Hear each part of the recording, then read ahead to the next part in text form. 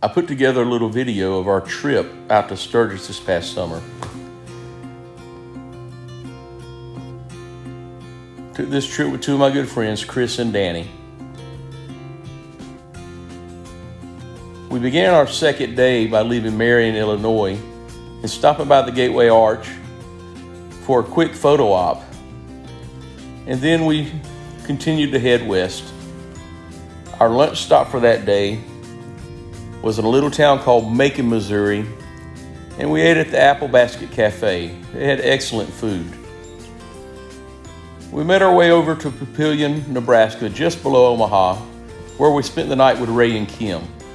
They were great hosts, and then they decided to join us the next day for our ride out to South Dakota. Here's a picture along the Missouri River about halfway, just before lunch. Here's what Chris had for lunch. That's 2 grilled cheese sandwiches with a cheeseburger in between it and an egg. That boy has a big appetite. Right outside of Chamberlain, Missouri, the Dignity statue stands above the Missouri River on a high bluff. It's a really cool statue to see. If you're ever in the area, you should stop by and check it out. Our stop for the night was the Bridgeview Inn. So we made our way over there, checked in to the hotel, then headed out for a quick bite to eat. After dinner, we headed back over to the hotel to watch the sunset.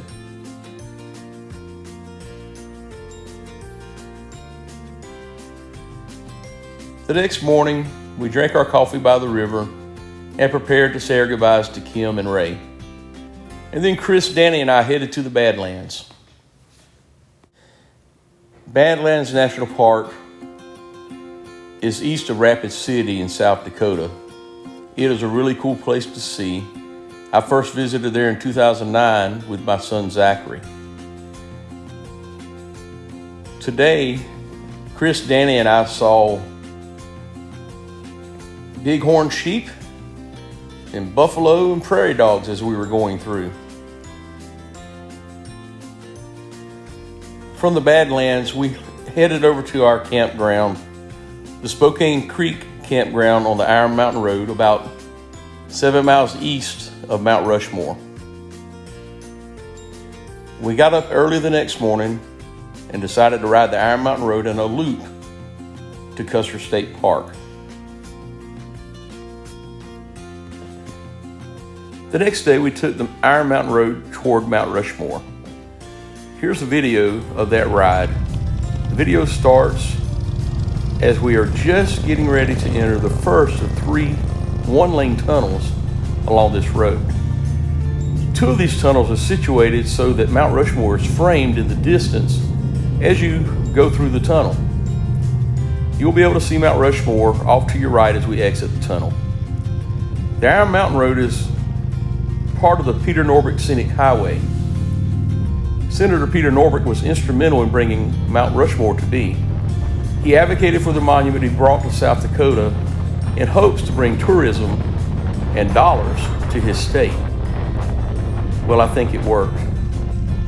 The Iron Mountain Road is famous for the 3 tunnels and the 2 pigtail bridges that are on this road, as well as the one-way spurs where each lane splits from one another, and it basically is a paved path through the woods. The pigtail bridges were built to lessen the environmental impact of the road. Instead of having switchbacks, the designers of the road made these pigtail bridges so that as you're going down grade, you just make a big curlicue and head back in the same direction you were headed to begin with, but you dropped an elevation close to 100 feet. Here we are on one of the pigtail bridges now, and you'll see us going under the road as we exit the curve here in just a moment.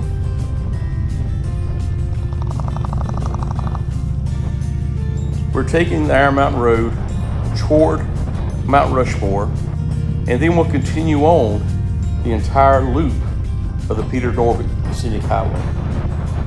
Credit for the video goes to Chris Long I'm leading the way, and that's Danny riding between us. That's all the video we have, but here are some still shots from our ride. We headed on over to the monument and checked out Mount Rushmore. They have all the flags of the states there, so we found our flags.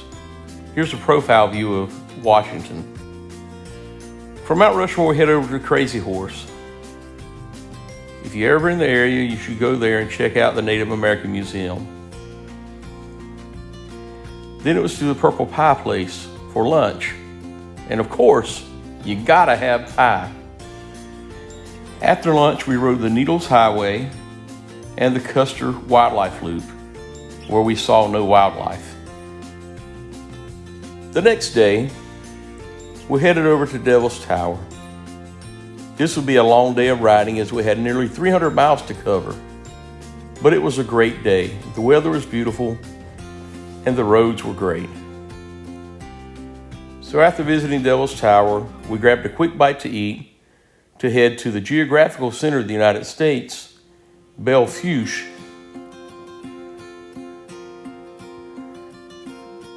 There's a cool little display there of an old settler's cabin with some tractors around it and various things you can see. Belfuche was also one of the places the old cattle drives used to go to. So there's a lot of history in this area. Here I am standing on the marker for the geographical center of the United States. From Belfuche, we headed back toward our cabin. We rode through Sturgis, but did not stop on this day as it was fairly crowded downtown. Here we are back at the cabin. We were greeted by a double rainbow. We had missed all the showers, and for that we were thankful. Time for a good night's rest.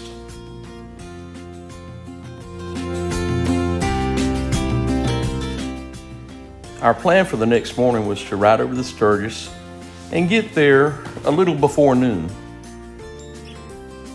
Try to beat the crowd. Here we are parked on Main Street.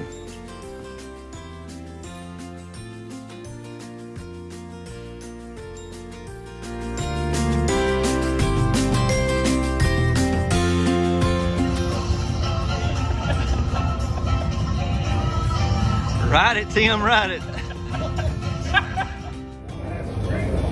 So it's a little bit before noon, about 11:15, 11:30. On Wednesday, I'm at the Sturgis Bike Rally. I'm inside the Armory building. I just want you guys to see how crowded it is, so you can really not believe the hype back home that you can't come to this rally in social distance. I've got a bandana I can pull up around my face if I need to. But so far, I have been perfectly able to social distance. Now, don't get me wrong, there's plenty of people here. But not like I've seen it in years past. In years past, if I'd walked right to this point, I would have been able to take another step without bumping into somebody. So you can look at Main Street, see the bikes on Main Street are parked, but not crowded like it normally is. So there's a bunch of hype about it being so crowded you can't socially distance here. You have to pick and choose your time. There are clusters of folks to get together and make it more difficult to socially distance in that area. You just take your time, walk out in the street over here away from them for a minute, and come right back to the shade if you need to, or walk down the street. But it can be done. So don't believe all that malarkey about not being able to social distance. Don't get me wrong, there will probably be some cases of corona that spread from here. I hope I'm not one of them, but I've been able to social distance here just as well as I social distance at home. The restaurants I've gone to have been sanitizing everything, been social distancing, keeping people's tables away. We went to Crazy Horse. They show a documentary video in the theater. The theater, they had every other row marked off where you could not sit. And they have two different theaters, and they had one going at one time while they were sanitizing the other. So in between every showing, they were sanitizing the theater. So I'm parked this next block up. But this is Main Street. It's more crowded than the other side where all the vendor tents are at. But like I said, I've been perfectly able. So we were wrapping up our time in Sturgis. We still had a good bit of riding to do this day as we were going to go through Spearfish Canyon and Deadwood on our way back to the cabin. Here are a few pictures we took along the road in Spearfish Canyon. There are a couple of waterfalls you can stop and see along the way.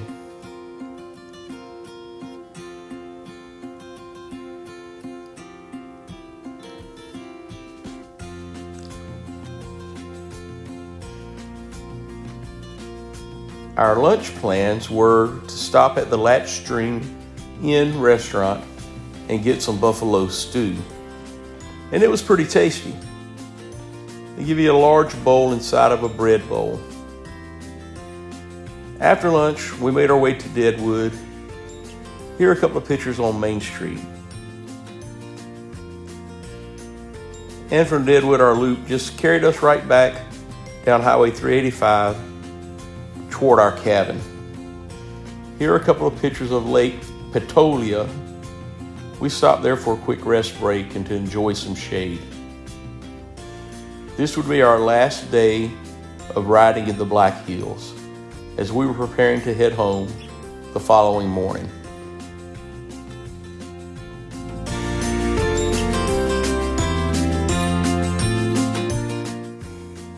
We wanted to leave early in the morning, but we decided to wait until daybreak because we had heard that there were a large amount of buffalo on the Iron Mountain Road the day before.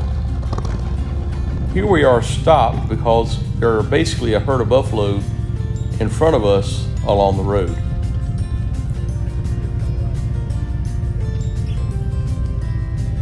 Chris pulled up beside of me because there were buffalo beside of us as well, and a couple of them had approached him and he was getting a little nervous. So we decided to try our luck at splitting the herd and moving on down the road.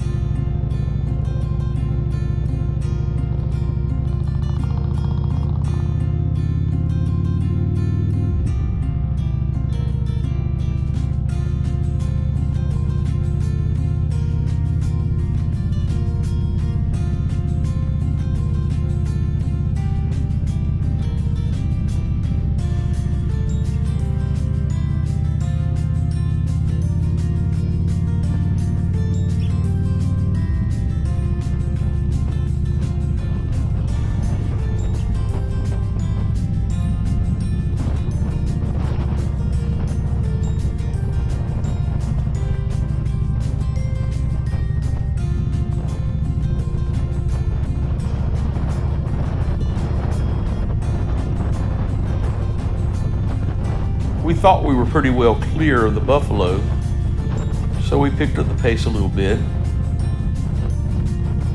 and just kept on riding. The sun was coming up and it was a beautiful morning. And before long, we found more buffalo. Here's where it got really interesting. So as we round this curve, you're going to see a gentleman stopped on his motorcycle.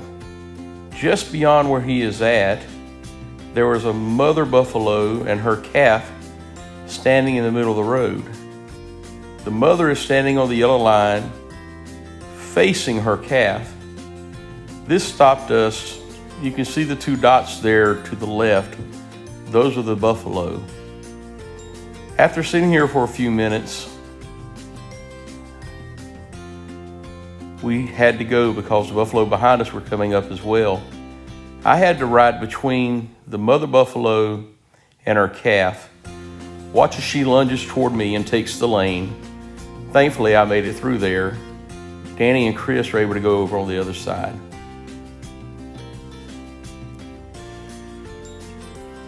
She may not look that big, but I can tell you that made the hair stand up on the back of my head.